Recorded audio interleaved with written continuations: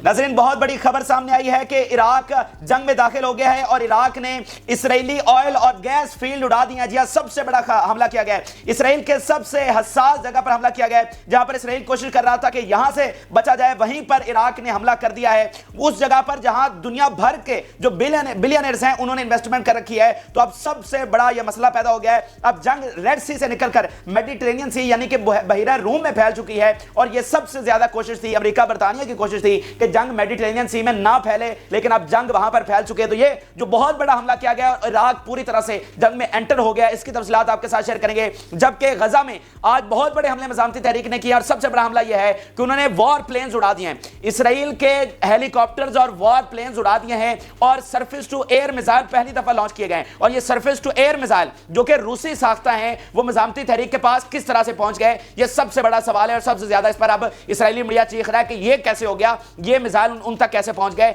और इसके साथ साथ ईरान अब मुकम्मल तौर पर इसराइल का तेल बंद करने वाला है, बाकी एशिया की सप्लाई मुकम्मल बंद करने वाला है। वो क्या प्लान उसने तैयार कर लिया है, वो भी इस वीडियो में आपके साथ शेयर करेंगे। जिन लोगों ने चैनल को सब्सक्राइब नहीं किया, वो चैनल को जरूर सब्सक्राइब कर लें ताकि हर आने वाली वीडियो आप तक पहुंच सके। नाज़रीन, आपको हम लगातार अपडेट कर रहे हैं। एक्सेस ऑफ रेजिस्टेंस ये अहद कर चुकी है और उन्होंने वार्न किया था ऐसे एक हफ्ता पहले कि अगर आज ही जंग नहीं रोकी गई, अगर हम अल्टीमेटम दे रहे हैं कि आने वाले 24 या 48 घंटों में जंग नहीं रोकी जाती तो फिर हम जंग को बढ़ाएंगे। ये ऐसा नहीं हो सकता कि आप गजा पर बमबारी जारी रखें और हम भी इसी तरह से हमले करते रहे, ऐसा नहीं होगा। फिर जंग का स्केल बहुत बढ़ेगा। और फिर हमने देखा कि किस तरह यमन खुलकर सामने आया, उसने हमले अपने तेज कर दिए और इस वक्त 100% जो रेड सी है वो इसराइल के लिए बंद हो चुकी है। ठीक है, एक भी इसराइली जहाज वहां से नहीं गुजर रहा। उनकी जो इंटरनेशनल पोर्ट है इलात, वो मुकम्मल तौर पर बंद हो चुकी है और बिलियंस ऑफ डॉलर्स का उनको नुकसान हो रहा है। इसी तरह हिजबुल्लाह के हमले, उनमें बहुत ज्यादा शिद्दत आई और परसों एक हमला हुआ, एक ही हमले में 50 से 70 इसराइली फौजियों के वहां पर हलाकतें हुई हैं। और उसके बाद हमने देखा कि शाम से बशार अल असद के हुक्म पर बहुत बड़ा हमला गोलान हाइट्स पर किया गया। तो अब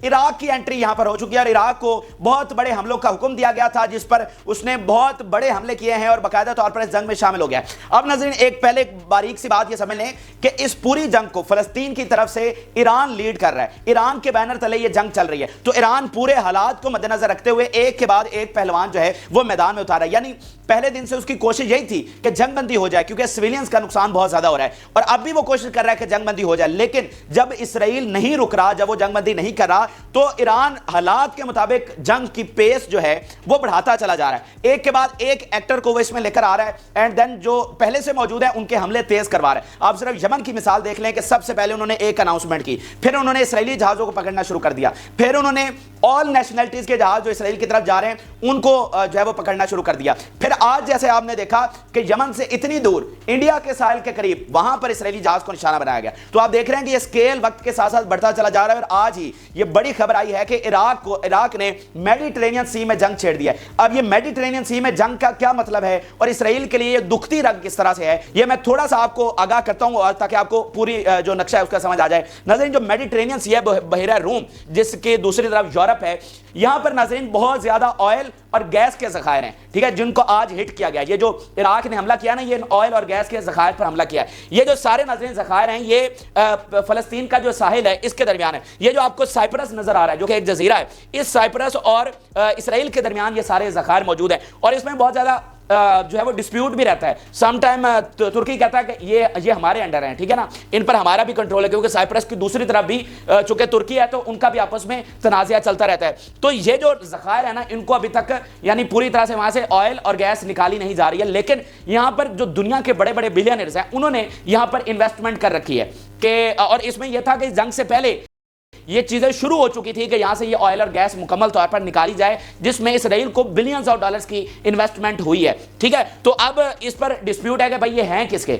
उसमें चूंकि इसराइल का कब्जा है तो वही इनको इस्तेमाल कर रहा है। हालांकि यहाँ पे एक अमेरिकी इन्वॉय का बयान देखिए, उन्होंने कहा कि ये जो ज़खायर हैं ये फलस्तीन के साथ बिलोंग करते हैं, ये फलस्तीन की मलकियत है। ठीक है, तो इसराइल ने यहाँ पर भी कब्जा कर रखा है, फिर दुनिया भर की इन्वेस्टमेंट उसको यहाँ से मौसूल हो रही है। फिर क्या है कि अमेरिकी और जो बरतानवी एजेंसीज हैं वो मुकम्मल इसकी सर्विलेंस کر رہی ہیں. یہ جو سارے ذخائر ہیں وہ مکمل میڈیٹرینین سی میں سرویلنس کرتے ہیں کہ یہاں پر کوئی حملہ نہ ہو. تو آج عراق کی جانب سے باقاعدہ یہاں پر پہلا حملہ کر دیا گیا ہے اور جنگ جو ہے وہ میڈیٹرینین سی میں پہنچ چکی ہے. یہ اب الجزیرہ کی رپورٹ دیکھیے. Islamic resistance in Iraq has targeted Israeli gas platform in Mediterranean sea. ٹھیک ہے, تو اب جو ریڈ سی کے بعد میڈیٹرینین سی میں جنگ پھیلی ہے یہ انتہائی خطرناک ہے, کیونکہ یہاں پر آپ سمجھ لیں کہ اسرائیل کی یہ دکھتی رگ ہے اور اسرائیل کسی قیمت پر نہیں چاہے گا کہ میڈیٹرینین سی میں یہ حملہ ہو. اچھا, اس سے پہلے یہ جو حملہ ہوا ہے انہوں نے یہ سمجھا کہ یہ حزب اللہ نے حملہ کیا ہے, لیکن بعد میں یہ چونکہ عراق نے خود اس کو اناؤنس کیا اور پتہ چلا کہ یہ عراق سے حملہ ہوا ہے, تو ایران نے یعنی اب دیکھیں نا کہ اس نے پیس بڑھائی ہے, اب وہاں پر حملہ کیا ہے جو سب سے زیادہ ان کی دکھتی رگ ہے, اور اس کے بعد بھی نئے پلان بھی ایران کی جانب سے تیار ہیں. تو اب اسرائیل کے لیے یہ بڑا مسئلہ بن گیا ہے کہ بھائی جو کام ہم نہیں چاہ رہے وہی ہمارے خلاف ہوتا چلا جا رہا ہے, اور ہمارے لیے تو یہ اتنا خطرناک ہے, اتنا تباہ کن ہے کہ آپ اندازہ بھی نہیں لگا سکتے. اچھا, اس میں پھر اگلی چیز یہ دیکھیے کہ میڈیٹرینین سی میں جنگ پھیلنے کا مطلب کیا ہے کہ ایک طرف سے اسرائیل کی سپلائی لائن کٹ چکی ہے ریڈ سی سے, ٹھیک ہے, اس کی پورٹ مکمل طور پر بند ہو چکی ہے, دنیا سے کٹ آف ہو چکی ہے. اب یہ جو کنیکٹڈ ہے وہ صرف بحیرہ روم والی ہے, ٹھیک ہے. تو اب جو جنگ کا یہ نیا فیز آج سے شروع ہو چکا ہے. اس حملے کا مطلب ہے کہ آپ نے 78 ڈیز میں یہاں پر کوئی حملہ نہیں کیا جو کہ آپ کر سکتے تھے, تو آج آپ نے وہاں سے آغاز کر دیا, سو مین کے جنگ وہاں پر شروع ہو گئی. تو اب یہ جو نیا فیز ہے اس میں اسرائیل کو خطرہ یہ ہے کہ جو اس طرف والی اس کی بندرگاہیں کھلی ہوئی ہیں, حائفہ ہے, اشود ہے, نہاریہ ہے, باقی ہیں, یہ ساری جو ہیں وہ حزب اللہ کی رینج میں ہیں. ٹھیک ہے, یہ ساری حزب اللہ کی رینج میں ہے. تو اب حزب اللہ اور عراق کیا کریں گے, ان ساری بندرگاہوں کو نشانہ بنائیں گے. تو اس کے بعد کیا ہوگا کہ نیچے والی بندرگاہ آلریڈی بند ہے, اوپر والی کو حزب اللہ اور عراق تباہ کر دیں گے, شام حملے کرے گا. تو پھر اسرائیل جو ہے وہ دنیا سے کنیکٹ کس طرح سے کرے گا, ٹھیک ہے, نہ اس کا کوئی زمینی راستہ ہے, سمندری راستہ جو ہے وہ اس طرح سے تباہ ہو جائے گا. تو اسرائیل کو پھر بچائے گا کون؟ جو ایک اتحاد بنا تھا یمن کے خلاف وہ ویسے ہی وہاں پر ٹوٹ چکا ہے. آسٹریلیا گیا, فرانس, اٹلی, اسپین, وہ سارے اس سے نکل چکے ہیں, اور بھی خبریں آ رہی ہیں کہ کوئی بھی یمن کے خلاف لڑنا نہیں چاہ رہا ہے. تو یہ اسرائیل کے لیے یہ ساری مشکلات جو ہے وہ آگے اس کے سامنے کھڑی ہیں. لیکن اب یہ جو یہاں پر جنگ ایسکلیٹ کر گئی ہے یہ اسرائیل کے لیے بہت زیادہ صورتحال جو ہے وہ خطرناک ہے. تو یہ ناظرین عراق کا حملہ تھا. اب آپ کو غزہ میں لیے چلتے ہیں. غزہ میں ناظرین بہت شدت کے ساتھ جنگ جاری ہے, اور روز ہم دیکھ رہے ہیں کہ مزاحمتی تحریک نئے حملے کر رہی ہے, نئے ہتھیار ان کی جانب سے متعارف کروائے جا رہے ہیں. روزانہ اس وقت جو ایوریج چل رہی ہے اسرائیلی فوجیوں کی وہ 100 ہے, 100+ اسرائیلی فوجی ہلاک ہو رہے ہیں, اور ہر 10 منٹ میں ایک اسرائیلی فوجی وہاں پر غزہ میں ہلاک ہو رہا ہے. آپ دیکھیں کہ گولانی بریگیڈ نے کل جب وڈرا کیا تو اس نے جشن منایا کہ ہماری تو چلو جان بچ گئی. یہ اس وقت اس فوج کا حال ہے جو کہ ٹک ٹاکر فوج ہے, صرف عورتوں اور بچوں کے خلاف لڑتی رہی ہے. اب ناظرین جو بڑے حملے ہوئے ہیں ان میں سے ایک ایک کی تفصیل میں آپ کے سامنے رکھتا ہوں. صرف جو میگا آپریشن کیے گئے ہیں وہ آپ کو بتاؤں گا تاکہ آپ کو پورا اندازہ ہو جائے کہ بھائی اوورال جنگ کیا ہے. سارے تو آپ کو نہیں بتا سکتے, تو صرف جو سیمپل ہے کہ بڑے حملے جو ہوئے ہیں وہ آپ ذرا دیکھیے. ناظرین جو پہلا بڑا حملہ کیا گیا ہے وہ ریسکیو فورس اور ان کے ملٹری ہیلی کاپٹر پر کیا گیا ہے. اب یہ ریسکیو فورس وہ سویلین والی فورس نہیں ہے, یہ ملٹری فورس ہے بیسیکلی. تو ہوا کیا کہ ناظرین انہوں نے حملہ کیا مزاحمتی تحریک نے, وہاں پر ان کے فوجی مارے اور جو ہے زخمی کیے. اس کے نتیجے میں جو ملٹری ہیلی کاپٹر جو کہ ریسکیو کے لیے وہاں پر آیا اس کو بھی نشانہ بنایا گیا, اور ہیلی کاپٹر کو بھی اڑایا گیا, اور اس ریسکیو فورس کو بھی وہیں پر ہلاک کر دیا گیا. تو ڈبل نقصان اسرائیل کے لیے ہوا ہے. یہ آپ دیکھیے, our fighters were also able to target the enemy's rescue force helicopter with heavy caliber mortar shells leaving them dead and wounded. ٹھیک ہے, یہ زوردار حملہ ریسکیو فورس پر کیا گیا ہے. اس کے بعد ناظرین جو اگلا حملہ ہے وہ بھی اسرائیل کے لیے بہت تباہ کن ہے, اور اسرائیل میں یہ اس وقت ہنگامہ کھڑا ہوا ہے. اسرائیلی میڈیا چیخ رہا ہے کہ بھائی یہ کیسے ہو گیا, اس کی تو ہمیں توقع ہی نہیں تھی. وہ ناظرین اس طرح سے ہوا ہے, یہ پہلا حملہ ہے 78 ڈیز وار میں, یہ پہلا حملہ ہے مزاحمتی تحریک کا. وہ یہ ہے کہ وار پلین کو نشانہ بنایا گیا ہے اور سرفیس ٹو ایئر میزائل جو ہے وہ لانچ کیا گیا ہے. یہ سرفیس ٹو ایئر میزائل جو ہے یہ روسی ساختہ ہے, اور اس کا ابھی انہوں نے کامیاب تجربہ یوکرین جنگ میں کیا ہے. یہ بیسیکلی شولڈر لانچر ہوتا ہے, ٹھیک ہے نا, آپ شولڈر پہ رکھ کے اس کو لانچ کرتے ہیں اور وہ کسی بھی ایریل ٹارگٹ کو, کسی وار پلین کو, کسی ڈرون کو, اس کو نشانہ بناتا ہے. یہ اس کا ابھی جو تجربہ ہوا ہے یہ یوکرین جنگ میں ہوا ہے. تو بھائی اسرائیلی میڈیا چیخ رہا ہے کہ بھائی ابھی تجربہ وہاں پر ہوا ہے کچھ دن پہلے, تو یہ یہاں پر کیسے پہنچ گیا. تو یہ ان کے لیے مسئلہ. اب یہ ذرا اسٹیٹمنٹ دیکھیے مزاحمتی تحریکی, sons of fighters of the air defence unit in Khan Younis brigade targeting Zionist war plane with SM-7 surface to air missile. ٹھیک ہے, تو مزاحمتی تحریک اس کو بتا رہی ہے کہ ہم نے خان یونس میں یہ سرفیس ٹو ایئر میزائل چلایا ہے اور اس جنگ میں یہ پہلی بار استعمال کیا گیا ہے. سو سوال یہ ہے کہ جب اوپن کوئی سپلائی لائن نہیں ہے, جب آپ نے تمام اطراف سے اس کا محاصرہ کر رکھا ہے, تو یہ روسی ساختہ نارتھ کوریا کے, چائنا کے, ترکی کے, ایران کے یہ جو سارا اسلحہ ہے یہ مزاحمتی تحریک کے پاس کہاں سے پہنچ رہا ہے, اس کی اسرائیل کو سمجھ نہیں آ رہی. اب ناظرین اگلا جو حملہ کیا گیا ہے وہ بھی بڑا گھاتک وار ہے, اور ٹنل میں گھات لگا کر یہ حملہ کیا گیا ہے. آپ کو پتا ہے کہ جو غزہ کی سرنگیں ہیں وہ اسرائیل کی قبریں بن چکی ہیں. ٹھیک ہے، اسرائیل کے لیے سب سے زیادہ تباہ کن ہوئی ہیں. مزاحمتی تحریک سرنگوں سے نکلتی ہے اور ان کو مار کر سرنگوں میں بھی لے جاتی ہے، اور جگہ جگہ پر انہوں نے ایسی ڈیوائسز لگا رکھی ہیں، ایسے گھات لگا رکھے ہیں کہ جو ہی اسرائیلی فورس وہاں سے گزرتی ہے تو اس کو اڑا دیا جاتا ہے. اور اس حملے میں یہ خاص حملہ اس لیے ہے کہ اس میں اسپیشل فورس کو نشانہ بنایا گیا ہے، جو اسرائیلی ایلیٹ فورس ہے اس کو اڑایا گیا ہے، اسی لیے یہ حملہ بہت ہی خاص ہے. یہ آپ دیکھیے، Our fighters in the Johor al-Dark area in the central Gaza were able to detonate a bobby-trapped tunnel eye in a special Zionist force. ٹھیک ہے، اسپیشل جو ایلیٹ فورس ہے. اسپیشل کیا ہوتا ہے کہ یعنی جب ہم ناکام ہو رہے ہوتے ہیں تو آپ جو ہے وہ ہائیلی ٹرینڈ اپنی فورس کو بھیجتے ہیں کہ تم ہمیں جا کر کامیابی دلواؤ. تو اسپیشل فورس کا یہ حال ہے. آپ دیکھیں نا کہ انہوں نے 2 دن پہلے ایکسٹرا بٹالینز بھیجی ہیں کہ بھائی جاؤ، انجینئر کارپس وہاں پر بھیجے ہیں کہ ٹنلز کا کوئی حل نکالو. تو یہ جناب اسپیشل فورس نے یہ ان کا حل نکلا ہے. ان کی وہیں پر قبریں بن گئی. اور ایسے کئی حملے ہوتے ہیں، ان کی کئی ایسی ہلاکتیں ہوتی ہیں کہ فوجی وہیں پر پڑے رہ جاتے ہیں اور ان کو یہ بزدل فوج اٹھاتی بھی نہیں ہے. یہ پوری دنیا میں صرف یہی ایک فوج ہے اور جس کو دنیا میں بڑی طاقتور فوج سمجھا گیا تھا، وہ یہ آج پتہ چلا کہ وہ سب سے بزدل فوج ہے. اچھا، اس کے علاوہ ناظرین ایک اور جو بڑے حملے کی اطلاعات آ رہی ہیں وہ رفاح کراسنگ سے ہیں. رفاح والی سائڈ سے انہوں نے غزہ کے اندر داخل ہونے کی کوشش کی ہے کیونکہ انہوں نے تمام اطراف سے غزہ کو گھیر رکھا ہے اور بارڈرز پر موجود ہے، تو یہ مختلف اطراف سے کوشش کرتے رہتے ہیں اندر آنے کی. تو رفاح سے کوشش کی گئی ہے اور اس کو بہت برے طریقے سے ناکام بنایا گیا ہے اور وہاں پر بھی ان کی ہلاکتیں ہوئی. آپ دیکھیے، we detected a limited incursion by enemy vehicles on the edge east of Rafah. We bombed it with a barrage of heli caliber mortar shells and achieved casualties. ٹھیک ہے، وہ کنفرم کر رہے ہیں کہ یہاں پر mortar shell سے ہم نے نشانہ بنایا اور یہ جو اندر گھسنے کی کوشش کر رہے تھے وہ ان کی کوشش مکمل ناکام رہی اور ان کی وہاں پر ہلاکتیں ہوئی ہیں. اچھا، اب میں آپ کے سامنے 2 اہم ترین بیان رکھنے چاہوں گا جو کہ ڈکلیریشن آف ڈیفیٹ ہیں. اسرائیلی میڈیا کس طرح سے تلملا اٹھا ہے اور اس وقت اسرائیل کے اندر کتنی انسٹیبلٹی ہے اور اسرائیلی میڈیا اب خود کس طرح سے تسلیم کر رہا ہے اور اپنے عوام کو بتا رہا ہے کہ ہم یہ جنگ ہار چکے ہیں، ہم یہ جنگ ہاریں گے، ہم یہ جنگ جیت نہیں سکتے ہیں.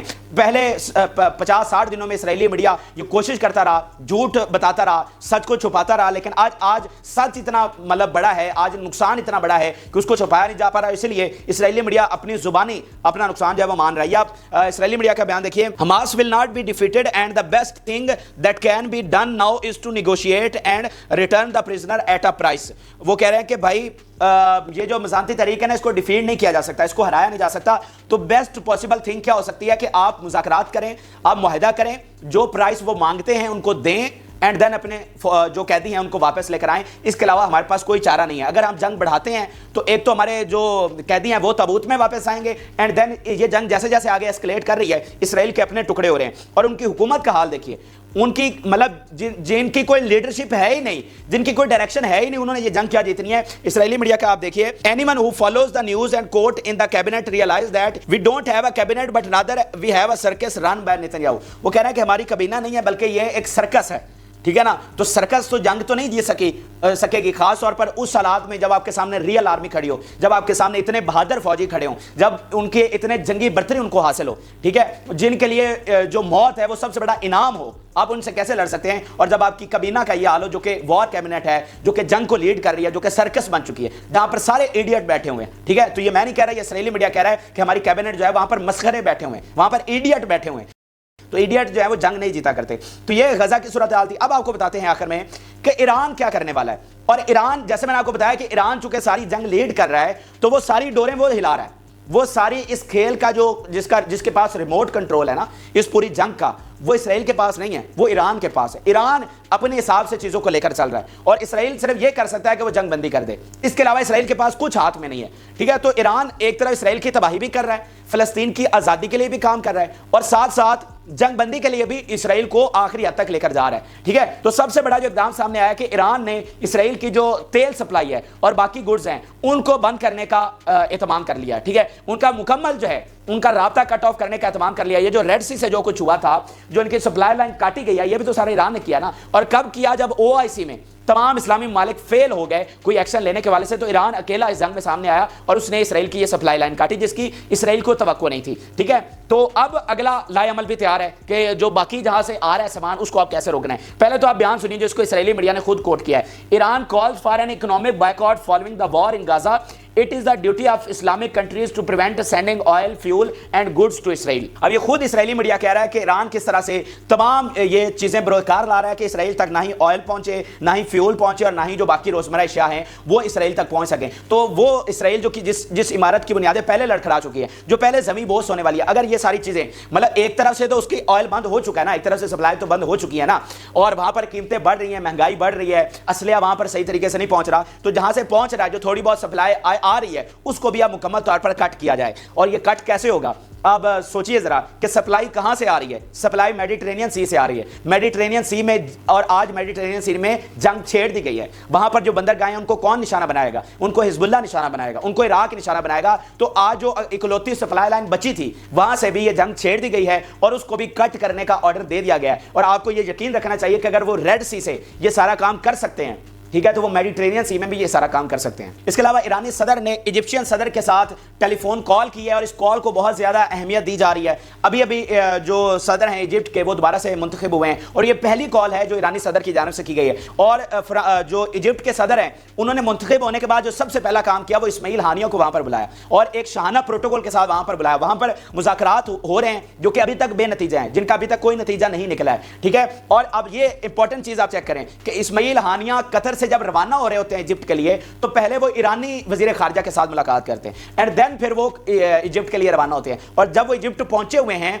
तो ईरानी सदर जो है वो इजिप्शियन सदर के साथ टेलीफोन कॉल कर रहे हैं। देखिए कतर के साथ ये नॉर्मल कोऑर्डिनेशन जो इनकी रहती है। जो ईरानी वजीर खारजा हैं वो मामूल के मुताबिक कतर आते हैं, विजिट करते हैं, लेकिन सऊदी अरब के साथ, इजिप्ट के साथ, तुर्की के साथ ये जो जब इनकी कोऑर्डिनेशन होती है तो उसको बहुत ही गैर मामूली समझा जाता है। इसलिए जो अगर आप अमेरिकन मीडिया उठाकर देखें तो पिछले दिनों में जो ईरान और तुर्की का कोऑर्डिनेशन डेवलप हुआ है तो उसको बहुत गैर मामूली अहमियत दी जा रही है कि ये तो मतलब तारीख में बहुत ये धारा बदल रहा है कि भाई ईरान और तुर्की में ये ऐसा कोऑर्डिनेशन पहले नहीं देखा गया पिछली दहाइयों में। और जब ईरानी वजीर खारजा तुर्की में जाते हैं तो उनको ऐसा प्रोटोकॉल मिलता है जैसे वो अपने दूसरे घर में गए हों, ठीक है ना। तो इस पर बहुत ज्यादा डिबेट अमेरिकी मीडिया पर हो रही है। तो इसी तरह ईरान और इजिप्ट का ये जो कोऑर्डिनेशन है उसको भी गैर मामूली अहमियत हासिल है। तो आप ये बयान देखिए जो ये कॉल हुई है, the Egyptian and Irani president agreed to take serious steps to resolve the outstanding disputes between the two countries and end them completely। अब देखिए ये कितनी इंपॉर्टेंट बात है, कितनी इंपॉर्टेंट बात है। वो कह रहे हैं